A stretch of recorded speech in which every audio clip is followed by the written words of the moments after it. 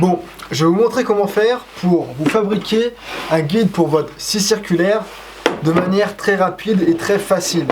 Imaginons que vous êtes en chantier, donc vous n'avez pas votre scie sur table sur vous, mais vous avez votre scie circulaire, vous devez faire une coupe, mais vous n'avez pas utilisé votre scie circulaire à la main et que vous avez du mal à faire des coupes toutes droites. On va se faire ce petit guide, ce petit gabarit qui va vous permettre de faire des coupes droites sans trop de difficulté. Donc pour fabriquer ce guide, il va vous falloir une première planche, comme celle-ci, plus épaisse et plus large, et une deuxième planche, c'est plutôt une bande. La bande doit être plus fine, ça peut être fait en médium bien entendu. Là moi j'ai pris 2 chutes que j'avais sous la main. Il va vous falloir fixer cette bande, beaucoup moins large, sur la planche qui est plus large. Hop, on va faire ça vite fait, c'est vraiment pour vous montrer le principe. On va y mettre quelques vis.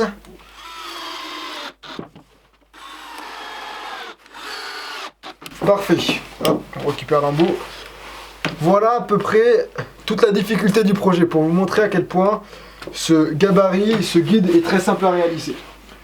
Prochaine étape, vous allez prendre votre scie circulaire et vous allez faire une première passe pour couper l'excédent qui se trouve sur la pièce de bois. Alors bien sûr, quand vous faites ça, faites pas ça n'importe comment, travaillez toujours en sécurité. Donc on va se fixer notre guide avec un serre-joint pour travailler en toute sécurité.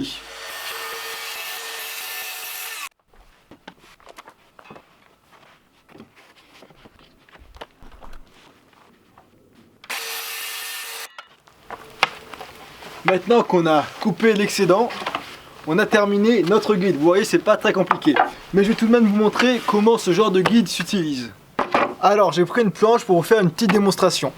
Imaginons qu'on souhaite couper la planche, je vous fais ça totalement au hasard. On souhaite réaliser cette coupe-là. Ce que vous allez faire, premièrement, vous allez venir fixer la planche correctement à un plan de travail. Lorsque vous avez votre planche, vous prenez ensuite votre guide, votre gabarit, et vous allez faire en sorte d'aligner parfaitement l'extrémité du guide avec la coupe que vous souhaitez réaliser.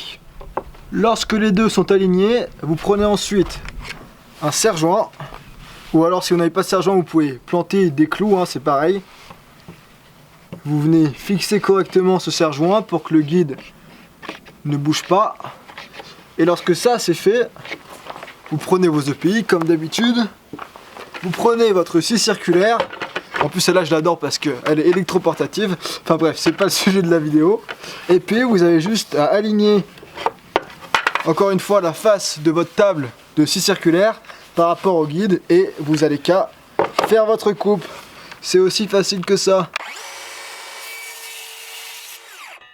Ah non, il y avait quand même un petit truc, c'est qu'il vaut mieux régler la profondeur.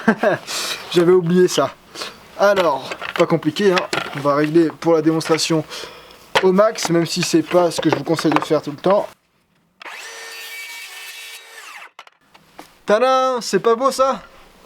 Et de cette manière-là, avec un guide qui prend littéralement 2 minutes à faire avec des chutes de bois, si vous êtes sur un chantier, ça vous économisera énormément de travail puisque vous pourrez faire toutes vos coupes de manière hyper précise sans avoir énormément de compétences et d'entraînement à manier ce genre de scie circulaire. Bref, j'espère que cette vidéo vous aura été utile. C'est une vidéo que j'ai puisée dans la vidéo que j'ai faite complète dans laquelle je vous ai livré 50 de mes meilleures astuces. Donc si ça vous intéresse, je vous mettrai un lien dans la description. Allez, sur ce, merci à tous, prenez soin de vous et à la prochaine.